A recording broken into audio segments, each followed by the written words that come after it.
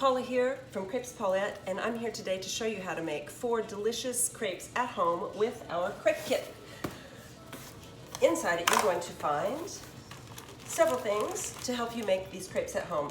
We've got Tillamook sharp cheddar cheese, fresh chopped spinach, and Black Forest ham. Underneath all of that you're going to find 4 of our signature buckwheat crepes ready to go. First thing to do is get everything ready. Open all the bags. You can put them in bowls if you want to be fancy, that's fine. I just use it right out of the bag.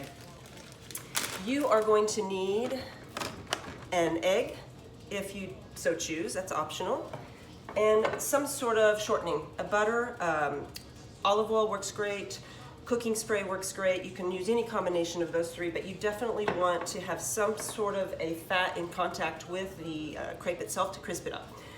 Today I'm going to be using a crepe-shaped griddle, no surprise there. Any size griddle works great. However, you can absolutely do this in a skillet. You just need to make sure that you cut the crepe to size to fit the heated area of the skillet. So they cut very easily with a knife or a pair of scissors. Let's get a little bit off there. And now I'm going to have this on about medium heat. That's where you want to work. I've got mine turned up a little bit today in the interest of speed.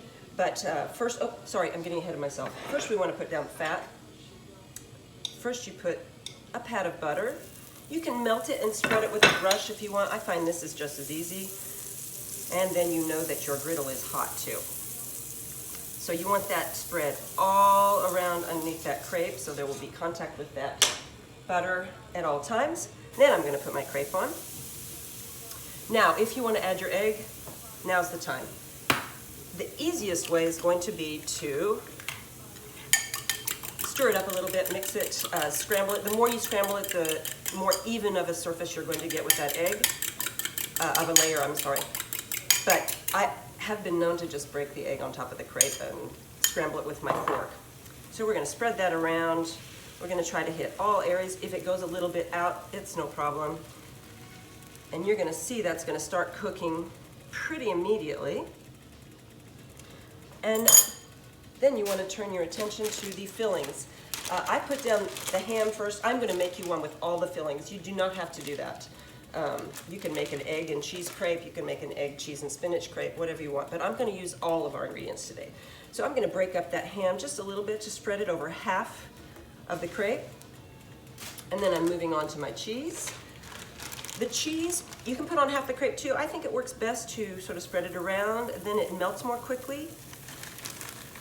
And it sort of gives more structure to that top half of the crepe that doesn't have the ham on it.